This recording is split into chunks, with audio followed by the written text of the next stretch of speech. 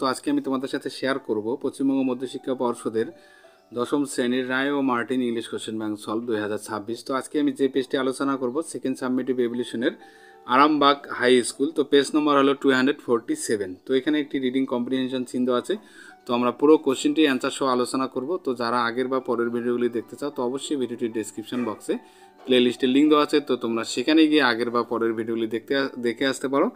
আর যারা চ্যানেলটিতে নতুন আছো এইরকম ভিডিও পেতে গেলে অবশ্যই চ্যানেলটিকে সাবস্ক্রাইব করো এবং বন্ধুদের মধ্যে শেয়ার করো। তো তাহলে আমরা শুরু করব। তো এখানে প্রথমেই যে এখানে সিনটি দেওয়া আছে এটা হলো আওয়ার রানওয়ে কাইট থেকে নেওয়া হয়েছে। তো আমরা এই সিনটির কোশ্চেন অ্যান্সারগুলি আলোচনা করব। তো এই দেখে চুজ দ্য কারেক্ট অল্টারনেটিভ। তো সঠিক উত্তরটি নির্বাচন করব। তো এখানে বলা আছে যে when the weather is fine the harbour looks. তো আবহাওয়া ঠিক থাকলে পোতাশ্রয়টা কী রকম দেখায়? Blue and calm. Right the answer হবে সি। এরপরে দেখো number 2, the narrator and cloud had some hobby every. তো লেখক এবং ক্লোডের প্রত্যেকের কিছু শখ ছিল, সেটা কোন সময়ের মধ্যে? সামার, গ্রীষ্মের সময়। তো রাইট দ্য অ্যান্সার হবে বি। এরপরে দেখো বি দেখেন right T for true and F for false. তো এখানে শুধু টি এফ বসাবো, তার সাথে আমরা সাবঅর্ডিনেট স্টেটমেন্টগুলিও লিখবো। তো বির 1 নম্বর কোশ্চেনটি, the narrator had a kite covered with yellow paper. তো বর্ণনাকারীর একটি ঘুড়ি ছিল, সেটা হলুদ কাগজে ঢাকা ছিল। তো এটা অবশ্যই ফলস হবে বা এফ লিখবো এখানে। তো এটা রেড পেপার ছিল, তো ইয়েলো পেপার ছিল না। তো আমরা এখানে সাবঅর্ডিনেট স্টেটমেন্ট লিখতে পারি, we had a kite that was big and কভারেড with lovely red paper. তো এরপরে দেখো সি থেকে অ্যান্সার দ্য ফলোইং কোশ্চেন্স। তো what did A boy on the mainland show cloud. তো মূল ভূখণ্ডের একটি ছেলে ক্লোথকে কি দেখালো আর কি শিখেছিল? তো a boy on the mainland showed cloth how to make them back on the islands we made plenty of kites. মানে মূল ভূখণ্ডের একটি ছেলের কাছ থেকে সে ঘুড়ি কীভাবে বানাতে হয় সেটা শিখছিল। তো এরপরে দেখো what did the children's right on the kite. শিশুরা এই ঘুড়িতে কি লিখছিল? তো the children's had retained our names full on it clothes lead and Philippa lead big half moon light house. তো এরপরে দেখো এখানে যে পয়েমটি দেওয়া আছে, তো পয়েমটিরও আমরা কোশ্চেন আনসারগুলি এখন আলোচনা করব। তো প্রথমে এই দাগের এখানে থিংস আছে, তো ক্যারেক্টারিস্টিক্স আছে। তো এখানে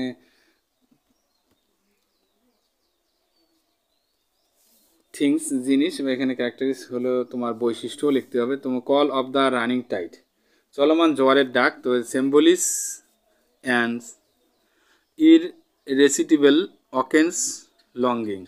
তো এরপরে দেখো এখানে হুইটেড নাইফ আছে, তো ঝকঝকে আর কি ছুরি, সেটা to the gulls way and the whites way where the winds. এরপরে দেখো বি দেখের answer the following questions. What can the poet not deny. তো কবি কি অস্বীকার করতে পারেন না? তো is a wild called and a clear called that may not be deny. তো what does the poet asked for from his fellow rover. তো কবি তার কাছে কি চান আর কি? তো এখানে the poet and quiet sleep and a sweet dream when the long trick's over. তো এরপরে দেখো এখানে একটি আনসিন দেওয়া আছে। তো পুরো আনসিনটি আমরা একটু বাংলা মানে সহ আলোচনা করব, তারপরে কোশ্চেন আনসারগুলি। Legendary singer Lata Mangeshkar passed away at 92। তো কিংবদন্তি গায়িকা লতা মঙ্গেশকর 92 বছর বয়সে মারা যান। তো being covid positive with mild symptoms. তো মৃদু উপসর্গ সহ কোভিড পজিটিভ হওয়ার কারণে she was admitted on 8 January to Breach Candy hospital's intensive care unit ICU. তো তাকে 8 জানুয়ারি ব্রিচ ক্যান্ডি হাসপাতালের নিবিড় পরিচর্যা ইউনিটে ভর্তি করা হয়েছিল। The government announced A 2 days national mourning on the demise of the legendary singer. তো কিংবদন্তি গায়কের মৃত্যুতে 2 দিনের জাতীয় শোক ঘোষণা করেছে সরকার। The national flight half mast for 2 days as a mark of respect for the legendary singer. তো কিংবদন্তি গায়কের প্রতি শ্রদ্ধা জানাতে 2 দিন জাতীয় পতাকা অর্ধনমিত রাখা হয়। Lata Mangeshkar memorial remains was kept at Shivaji Park at 2:30 p.m. for public darsans, and the legendary singer was accorded a state funeral later in the evening.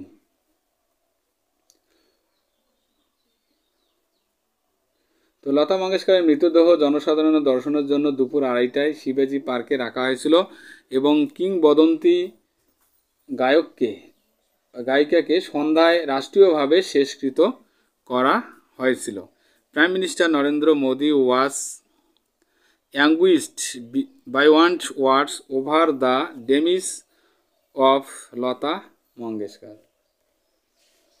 তো লতা মঙ্গেশকরের মৃত্যুতে প্রধানমন্ত্রী নরেন্দ্র মোদি শোকাহত হন। Born in Indore. তো ইন্দোরে জন্মগ্রহণ করেন। তো Mangeshkar remained the voice of screen idols for generation. তো মঙ্গেশকর প্রজন্মের পর প্রজন্ম ধরে পর্দার মূর্তিতে যেন কণ্ঠস্বর হিসেবে রয়ে গেছেন তিনি। তো she began her career at the age of 13 in 1942 and had sung over 30,000 songs in several Indian languages in over 7-decade-long career. তিনি 1942 সালে 13 বছর বয়সে তার কর্মজীবন শুরু করেছিলেন এবং 7 দশকের বেশি ক্যারিয়ারে বেশ কয়েকটি ভারতীয় ভাষায় 30,000-টির বেশি গান গেয়েছিলেন। তিনি 30,000-এর বেশি গান গেয়েছিলেন। Her first breakthrough songs, তার প্রথম যুগান্তরকারী গান ছিল Dil Mera Tora, was for the film Majboor in 1948। তো তার প্রথম যুগান্তরকারী গান ছিল দিল মেরা তোরা ছিল, এটা 1948 সালে মজবুর ছবির জন্য তৈরি হয়েছিল। তো in the following year 1949 Lata Mangeshkar earned massive popularity with the track Aayega Aanewala. তো পরের বছর 1949 সালে লতা মঙ্গেশকর আয়েগা আনাওয়ালা ট্র্যাকের মাধ্যমে ব্যাপক জনপ্রিয়তা যেন অর্জন করেছিল। She was the recipient of the Bharat Ratna award in 2001। তো তিনি 2001 সালে ভারত রত্ন পুরস্কারের প্রাপক ছিলেন। এরপরে দেখো এই দাগের কোশ্চেন আনসারগুলি আলোচনা করব। তো legendary singer Lata Mangeshkar passed away at the age of. তো কিংবদন্তি গায়িকা লতা মঙ্গেশকর কত বছর বয়সে মারা যান আর কি? 92 বছর বয়সে। Lata Mangeshkar was born in. তো লতা মঙ্গেশকর কোথায় জন্মগ্রহণ করেছিলেন? ইন্দোরে। Lata Mangeshkar first breakthrough song was. তো লতা মঙ্গেশকরের প্রথম যুগান্তরকারী গানটি কি ছিল? দিল মেরা তোরা। তো এটা রাইট দ্য অ্যান্সার হবে সি। এরপরে দেখো 4 দাগের, Lata Mangeshkar was awarded the Bharat Ratna award in the year. তো লতা মঙ্গেশকরকে ভারতরত্ন পুরস্কারে ভূষিত করা হয়েছিল 2001 সালে। এরপরে আমরা আলোচনা করব বি দাগের, state the following true false. তো টিএফ বসাবো, তার সাথে আমরা সাবমিট স্টেটমেন্টটাও লিখব। তো the prime minister was deeply shocked at the death of Lata Mangeshkar. তো লতা মঙ্গেশকরের মৃত্যুতে প্রধানমন্ত্রী গভীরভাবে শোকাহত হন। তো এটা অবশ্যই ট্রু হবে, টি লিখবো এখানে। তো prime minister Narendra Modi anguished by words over the demise of Lata Mangeshkar. Lata Mangeshkar sung less than 25,000 songs in her entire career. তো তো লতা মঙ্গেশকর তার পুরো কেরিয়ারে 25,000টি গান গেয়েছেন, তো এটা অবশ্যই ফলস হবে কারণ 30,000-এর বেশি তিনি গান গেয়েছিলেন। তো Lata Mangeshkar sang over 30,000 song in several Indian language in over 7 decade long career. এরপরে সি দাগের অ্যান্সার কোশ্চেনগুলি আলোচনা করব। তো what did the government announced after the demise of Lata Mangeshkar? Lata Mangeshkar মৃত্যুর পর সরকার কি ঘোষণা করেছিলেন? তো the government announced a two day national mourning on the demise of the legendary singer. The national flag flight half mast for 2 days as a mark of respect for legendary singer। এই পর্যন্ত আমরা লিখবো, বাকিটুকু আনসিন থেকে লিখবো। তো এরপরে দেখো number 2, when did Lata Mangeshkar being her career? তো লতা মঙ্গেশকর কখন তার কর্মজীবন শুরু করেন? তো Lata Mangeshkar began her career at the age of 1942, 1942 সালে 13 বছর বয়সে তার কেরিয়ার শুরু হয়ে যায়। তো এরপরে দেখো গ্রামার অ্যান্ড ভোকাবুলারিগুলি আলোচনা করব।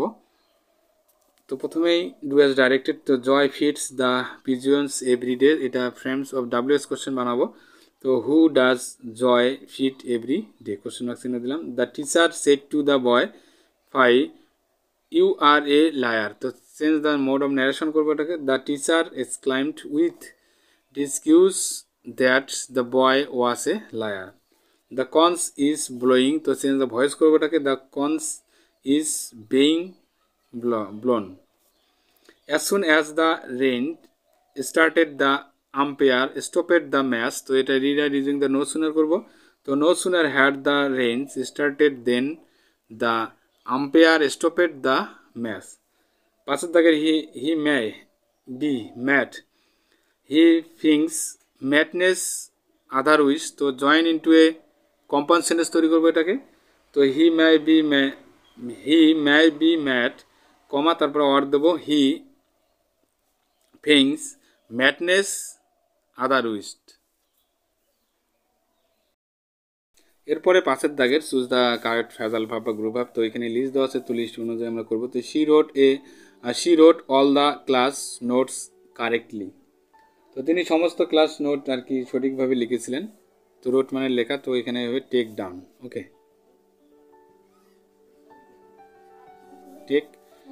টেক ডাউন আছে, এখানে টুক ডাউন হবে। ওকে, টুক ডাউন লিখবো। এরপরে দেখো হি ওয়াজ ইনভলভেড ইন ডিবেট, তিনি ঋণের সাথে জড়িত ছিলেন। তো এখানে যেহেতু ওয়াজ দেওয়া আছে, তো রান ইনটু হবে, এখানে রান ইনটু লিখবো এখানে। এরপরে দেখো mister Sen belongs to an aristocratics family, তো মিস্টার সেন একটি সম্ভ্রান্ত পরিবারের অন্তর্গত মানে জন্মগ্রহণ করেন আর কি, তাহলে এখানে কামস অফ হবে। এরপরে ছয়ের দাগের ডেট, তো ফাইনাইট ওয়ার্ডস খুঁজে খুঁজে লিখবো আর কি, আনচিন থেকে খুঁজে খুঁজে লিখবো। তো এখানে ডেট আছে, তো ডেট মানে মৃত্যু, তাহলে এখানে ডেমিস হবে। তবে অ্যাগনিস্ট যন্ত্রণাদায়ক, তো এখানে অ্যানগুইস্ট হবে। এরপরে রাইটিং স্কিল দেওয়া আছে, তো write a short biography on Stephen Hawking using the following points, তো এখানে নিম্নলিখিত কিছু পয়েন্ট দেওয়া আছে, পয়েন্টের উপর ভিত্তি করে স্টিফেন হকিংয়ের একটি ছোট্ট জীবনী লিখতে হবে, 100টা শব্দের মধ্যে লিখবো। বায়োগ্রাফিটি এখন আলোচনা করব।